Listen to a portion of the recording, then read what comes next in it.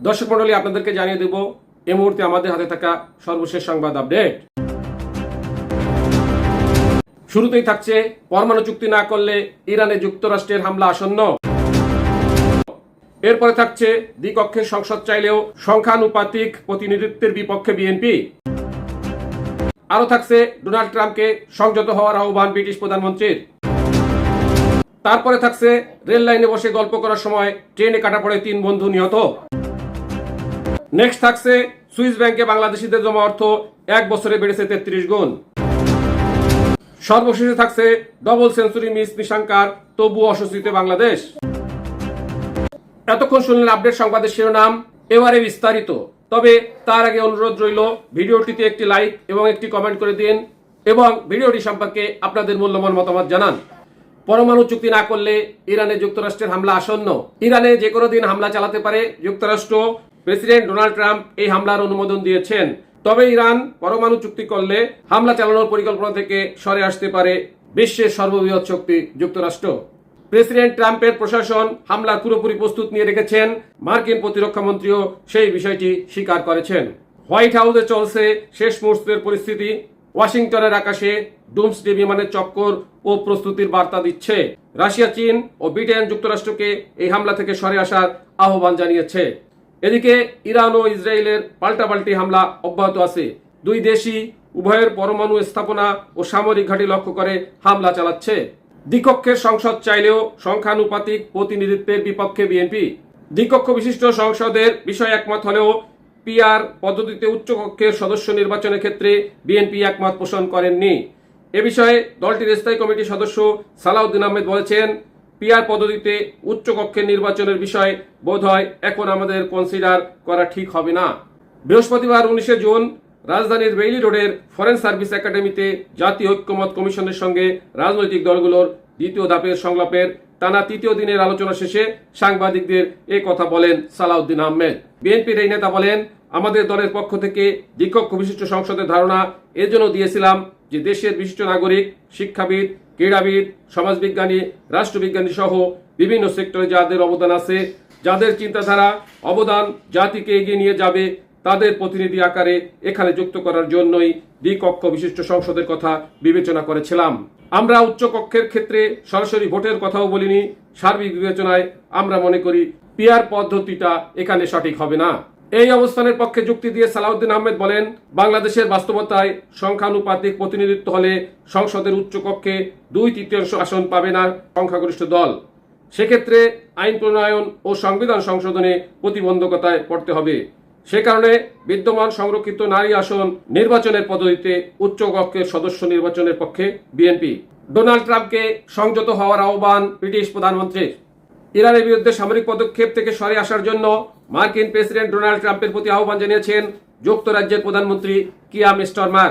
তিনি বলেছেন, এই সংঘাতে উত্তেজনা বৃদ্ধির একটি সত্যিকারের ঝুঁকি রয়েছে, তাই তিনি সব পক্ষকে একটি কূটনৈতিক সমাধানের পথ খুঁজতে অনুরোধ করেছেন। বিবিসির খবরে বলা হয়, স্টারমার উল্লেখ করেছেন, এর আগে যুক্তরাষ্ট্রের সাথে কয়েক দফা আলোচনা হয়েছে ইরানের, এবং আমার কাছে মনে হয় এটি এই সমস্যা সমাধানের পথ। ব্রিটিশ প্রধানমন্ত্রীর এই মন্তব্য এমন এক সময় এলো যখন যুক্তরাজ্যের পররাষ্ট্রমন্ত্রী ডেভিড ল্যামি ওয়াশিংটনে উত্তেজনা কমানোর জন্য যুক্তরাজ্যের মতামত তুলে ধরতে যাচ্ছেন। সেখানে তিনি ট্রাম্পের শীর্ষ কূটনীতিক মার্কো রুবিওর সাথে সাক্ষাৎ করবেন। রেল লাইনে বসে গল্প করার সময় ট্রেনে কাটা পড়ে 3 বন্ধু নিহত। চট্টগ্রামের মিরসরাইয়ের জোরারগঞ্জে রেল লাইনে বসে গল্প করার সময় ট্রেনে কাটা পড়ে 3 বন্ধু মারা গেছেন। বৃহস্পতিবার 19 জুন রাত 8টার দিকে জোরারগঞ্জ ইউনিয়নের 7 নম্বর ওয়ার্ড মধ্যম সেনপাড়া এলাকায় এ দুর্ঘটনা ঘটে।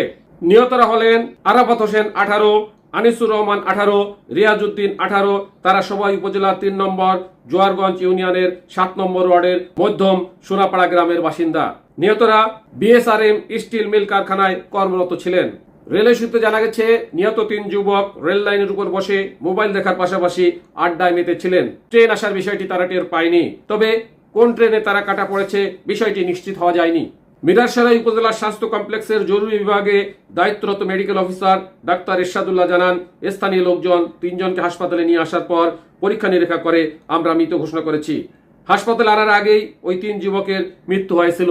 প্রথমে নিহতের স্বজনরা ট্রেনে কাটা পড়ে মৃত্যু হয়েছে বলে জানালেও পরে ফোনে তা অস্বীকার করে। কিভাবে নিহত হয়েছে সেটি নিয়ে ধূম্রজাল সৃষ্টি হয়েছে।